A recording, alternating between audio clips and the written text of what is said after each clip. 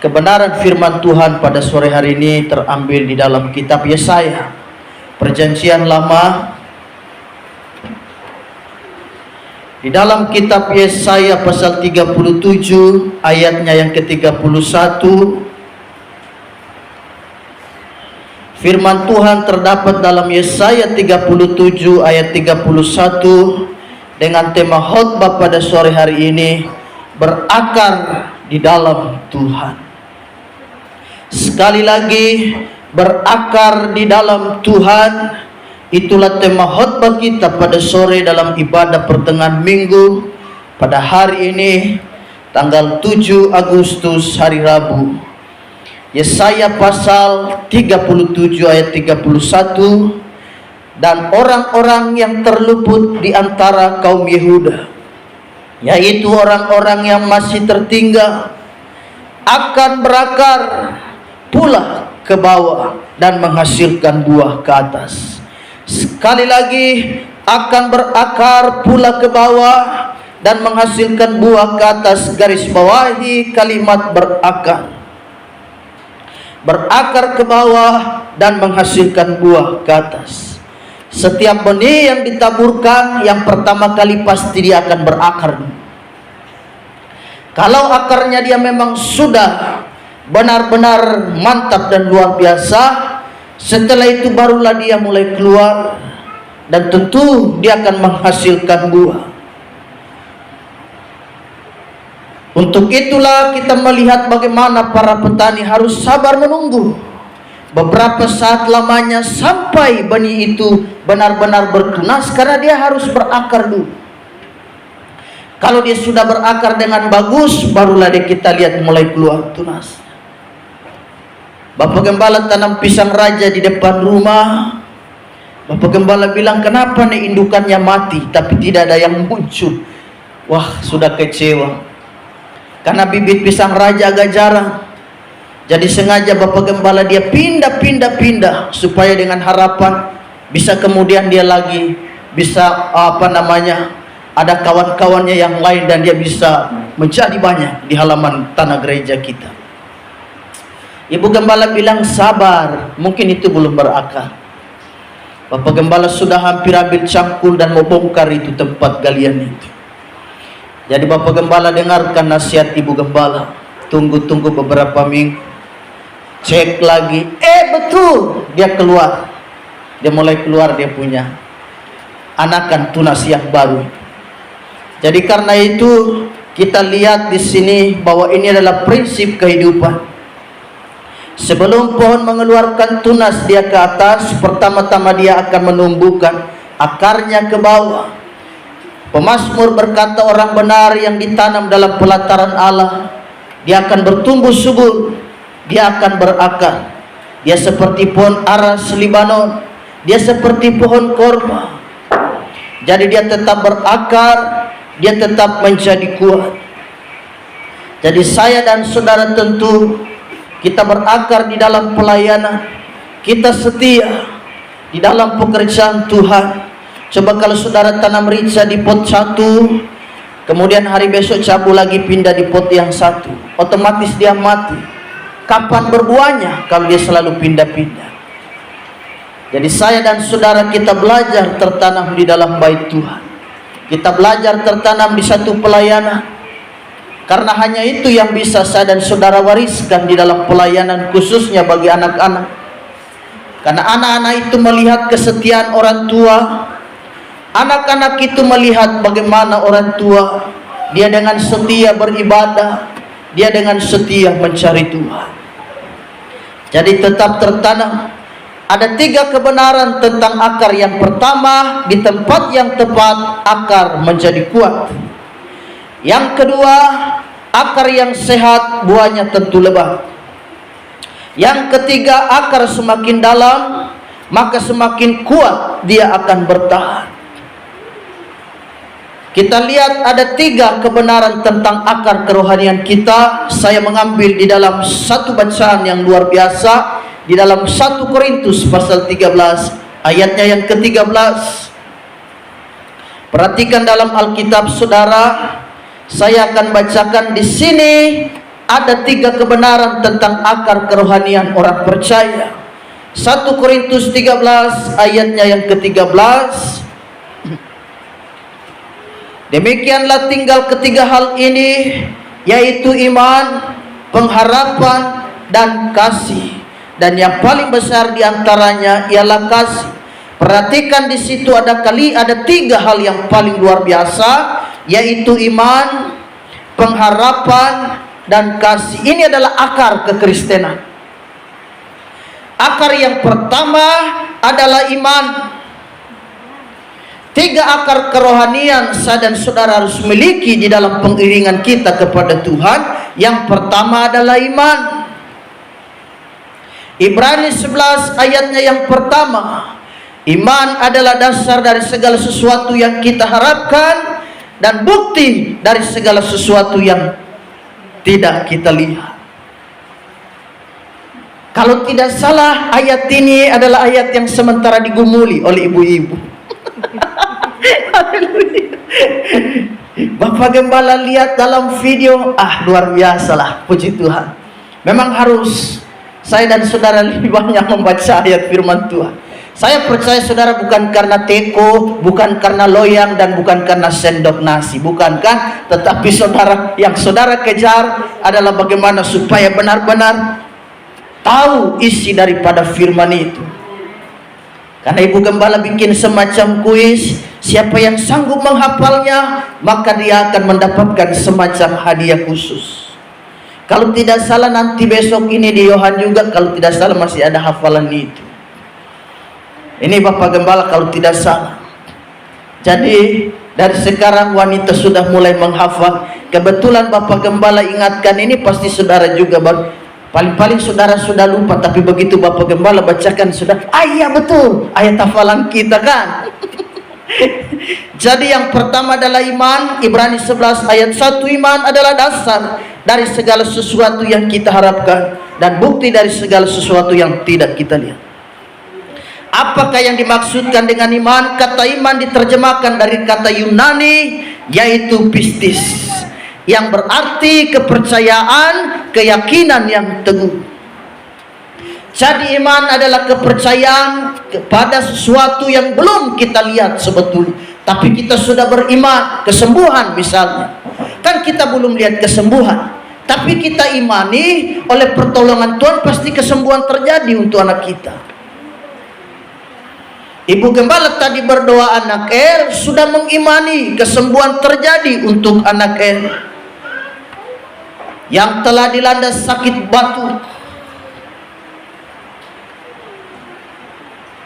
Kesembuhan belum terjadi, tapi kita sudah mengimani dengan keyakinan yang penuh di hadapan Tuhan bahwa kita percaya pasti akan terjadi kesembuhan. Kita mengimani sesuatu yang belum kita lihat, tapi kita imani, kita percaya seolah-olah itu kita sudah terima, sudah ada di tangan kita, sudah ada di depan mata. Banyak hal kita imani tentang pelayanan ini. Kita berdoa dengan iman supaya Allah melakukan banyak hal di dalam pekerjaan Tuhan. Banyak hal yang kita gumuli. Gereja ini membutuhkan banyak hal. Kita sedang bergumul untuk pembangunan. Kita sedang bergumul untuk pembangunan pastori juga. Jadi banyak hal yang kita gumuli, tapi kita percaya bahwa Tuhan sudah sediakan berkatnya. Tinggal kapan itu disalurkan, itu mau urusan Tuhan. Tugas kita hanya doa saja. Kita beriman saja kepada Tuhan. Jadi dari kata pistis ini dia berarti kepercayaan, keyakinan yang teguh. Iman adalah kepercayaan. Jadi iman juga dia bukan hanya sekedar iman yang salah sasaran. Artinya iman yang membabi buta. Pokoknya amat tidak pusing, jadi ya jadi. Tentu iman ini dia ditopang juga. Ada hal-hal yang menunjang dia. Kenapa kita bisa percaya pada sesuatu yang belum kita lihat? Karena ada hal yang menopang itu, sehingga kita bisa meyakininya. Yang menopang itu yang pertama adalah ciptaan tangan Tuhan itu sendiri. Roma 1 ayatnya yang ke-20. Sebab apa yang tidak nampak daripadanya, yaitu kekuatannya yang kekal dan keilahiannya, dapat nampak pada pikiran dari karyanya sejak dunia diciptakan, sehingga mereka tidak dapat berdalih. Jadi didasarkan pada karya ciptaan Tuhan. Itu iman kita didasarkan pada kita beriman bukan iman yang membabi buta, yang asal-asalan, yang serampangan, yang salah sasaran. Tapi iman kita ditopang oleh apa? Karya hasil buat tangan Tuhan itu sendiri. Apakah itu gerangan? Kita lihat dunia ini, langit, bumi, lautan dan segala isinya itu karya buat tangan Tuhan. Kita percaya Allah itu dari mana? Kan kita tidak lihat alam. Kita percaya dari karya buatan tangannya, yaitu lewat alam semesta. Kita melihat ada karya, ada lautan, ada segala macam ikan-ikan ada di dalam, ada hutan, dan ada segala hewan dan binatang yang ada di dalam. Semua siapa yang menjadikan itu? Tentu Tuhan. Jadi iman kita kepada Tuhan ditopang, dia didukung oleh apa? Karya buatan tangan Tuhan sendiri. Dari mana saudara percaya Tuhan? Kan saudara tidak lihat Tuhan, tetapi dari karyanya, dari ciptaannya kita percaya pasti ada yang menciptakan. Tidak mungkin dia jadi begitu, pasti ada yang menciptakan. Saudara percaya ada yang menciptakan mic ini? Amin, ada. Saudara lihat orangnya? Siapa yang membuat mic ini? Saudara pasti tidak tahu. Kita tidak berurusan dengan siapa namanya, marganya apa. Tapi kita percaya mic ini tentu jadi, bukan dengan jadi sendiri. Ini ada yang merancangnya. Kita tidak melihat dia, tapi kita percaya, kita tahu pasti ada yang membuat. Handphone ini misalnya, kita percaya ada handphone ini karena ada pabrik, ada orang-orang yang bekerja untuk mengelola atau membuat handphone ini. Kita tidak melihat mereka. Jadi iman kita yang pertama ditopang oleh alam semesta, yaitu buatan tangan Tuhan itu sendiri. Lalu yang berikut ditopang, selain ditopang, iman kita ditopang pada karya Tuhan. Yang berikut di dalam Matius pasal 11 ayat 2-6, nanti saudara baca. Itu bicara tentang Yohanes Pembaptis waktu di penjara. Dia utus murid-muridnya. Dia tanya, tolong tanya Yesus itu, apakah dia Mesias yang datang itu, atau kami harus menanti yang lain? Tolong tanya dia, apakah kami harus menanti Mesias yang lain, ataukah betul-betul ini dia sudah ada? Yesus kasih tahu kepada murid-murid Yohanes, kau kembali ke dia di penjara, sampaikan, tidakkah kau lihat buta melihat, si kusta ditahirkan, lumpuh berjalan, bahkan mati dibangkitkan. Berbahagialah kepada mereka yang tidak menolak aku, tetapi menerima firman itu. Jadi boleh dengan kata lain, apakah kau tidak percaya lagi ke Yohanes Pembaptis? Kau lihat sendiri kan, yang mati bisa bangkit, yang tuli bisa mendengar, yang buta melihat, haleluya, si kusta ditahirkan. Masa kau kurang percaya lagi kah? Jadi selain iman kita ditunjang oleh karya ciptaan Tuhan, iman kita juga ditunjang dari buah pelayanan Yesus. Karya pelayanan Yesus selama dia ada di muka bumi, kita lihat dia melakukan banyak. Jadi kita percaya Yesus, kenapa? Karena dia pembuat mujizat. Ibrani berkata, adapun Yesus tidak pernah berubah, baik kemarin, hari ini, dan bahkan sampai selama-lamanya. Kuasanya tetap sama, mujizatnya tetap sama, haleluya. Tetap sama penyertaannya, tidak pernah berubah. Dia yang menyertaimu tahun kemarin, dia yang sama juga akan menyertai kita hari ini, dan bahkan sampai ke depannya. Dia tidak pernah berubah. Dia tak pernah lepaskan tanganku, kata pujian yang biasa kita nyanyikan dalam ibadah-ibadah.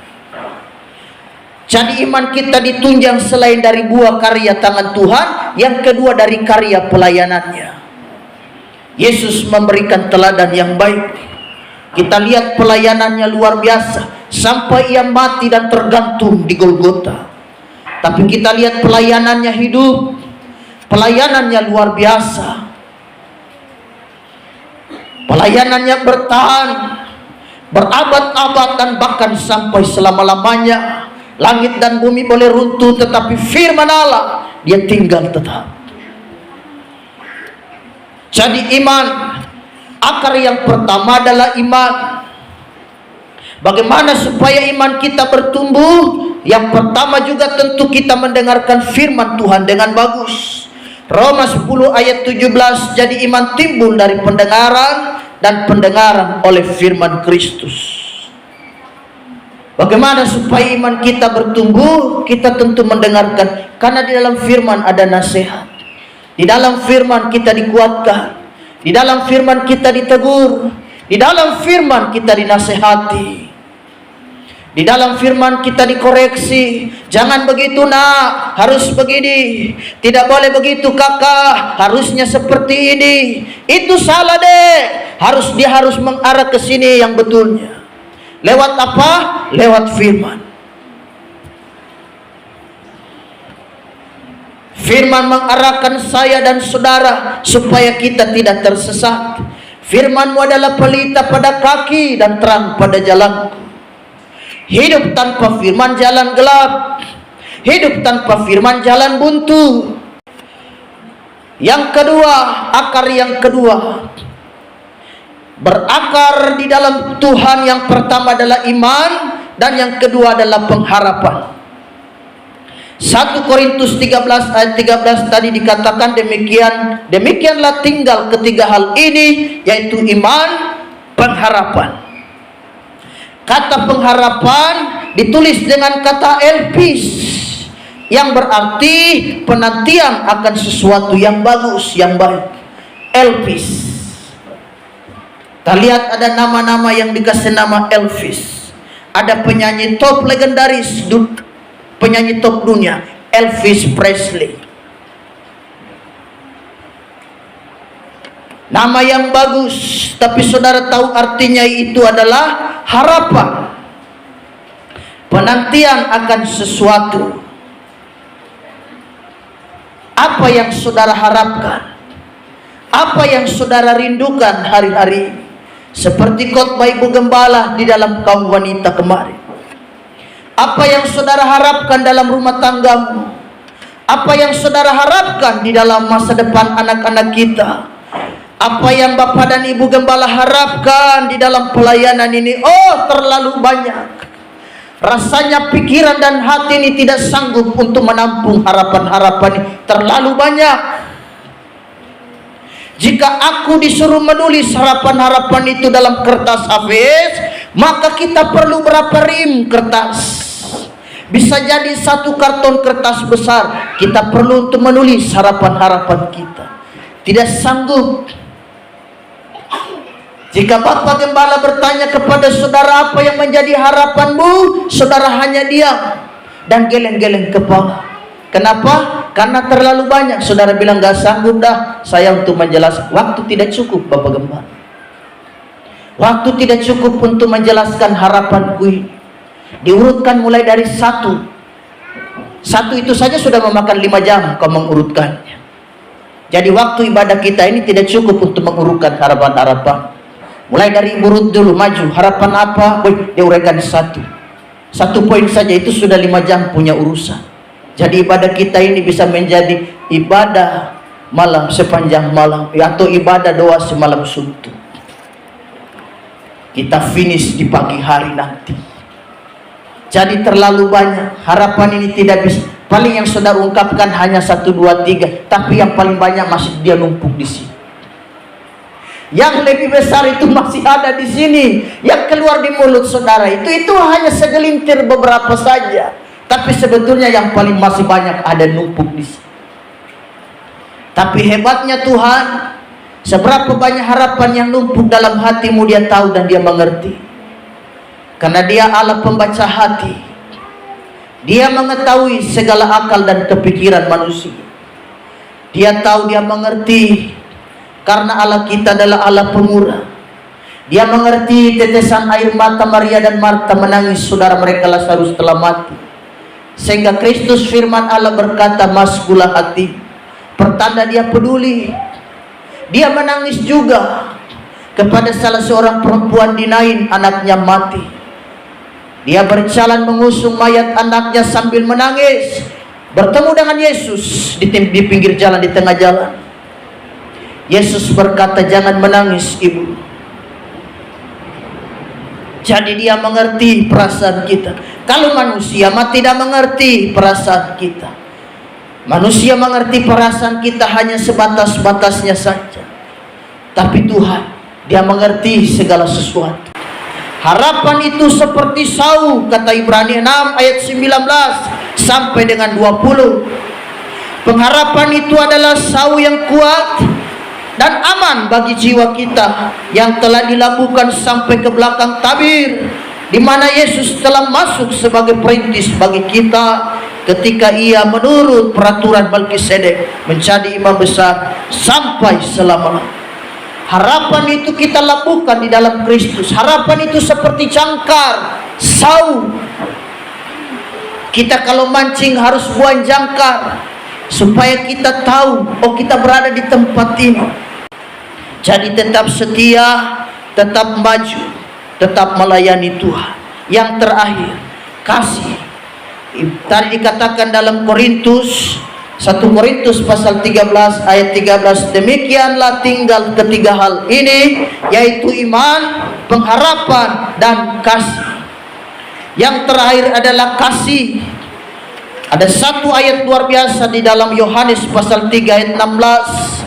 Karena begitu besar kasih Allah akan dunia ini, sehingga ia mengaruniakannya anaknya yang tunggal, supaya saya dan saudara kita bisa diselamatkan ketika kita percaya di dalam Dia, sehingga kita tidak binasa, kata Alkitab, tetapi kita beroleh hidup berkelimpahan di dalam Dia.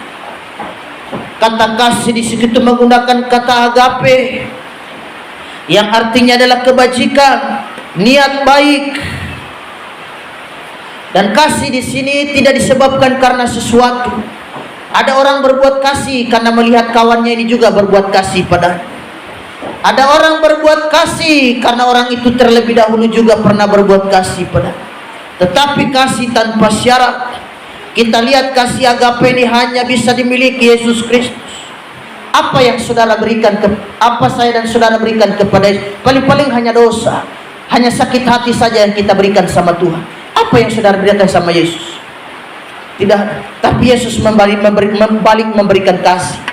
Bayangkan dia karuniakan anaknya yang tunggal. Apa saya dan saudara berikan sama Yesus? Tidak ada, paling-paling hanya pelanggaran, hanya bikin sakit hati Tuhan. Tapi balasannya adalah kasih, dengan dia mengorbankan nyawanya sendiri untuk pengampunan dosa kita. Jadi miliki akar yang kuat dalam pelayanan. Akarmu tetap terus dibangun. Ada pergumulan hidup bagus, supaya itu menguatkan otot-otot kerohanian kita. Seperti saudara melihat banyak kali orang untuk berlatih olahraga, pergi ke tempat fitness untuk menguatkan otot-otot mereka. Jadi otot-otot kerohanian kita juga dikuatkan lewat pergumulan. Ada tantangan, tetap maju, jangan mundur, tetap setia melayani Tuhan. Pelayanan ini bisa maju kalau saya dan saudara bersatu. Kita bergandengan tangan, kita bersatu padu, tidak melihat perbedaan, tidak melihat siapa lagi dia, tetapi kita menjadi satu keluarga di dalam Kristus. Kenapa jemaat mula-mula diberkati? Karena mereka tidak saling membeda-bedakan. Mereka tergabung dari berbagai golongan. Banyak, mereka menjadi banyak, bertambah-tambah. Kenapa? Karena mereka bersatu. Mereka terikat di dalam kasih persaudaraan. Kita melayani semua atas dasar kasih. Kasih itu lemah lembut, kasih itu panjang sabar. Jadi tetap setia melayani. Kalau ada kasih, ada gesekan-gesekan sedikit, mah biasa. Kita tanggapi dengan kasih, sabar. Ada pergolakan di pelayanan, kita melayani atas dasar kasih. Kalau melayani atas dasar kasih, pelayanan kita lain. Percayalah. Tapi coba kalau atas dasar ego, supaya ingin dipuji, percaya Tuhan tidak berkenan. Jadi oleh sebab itu kita tetap percaya.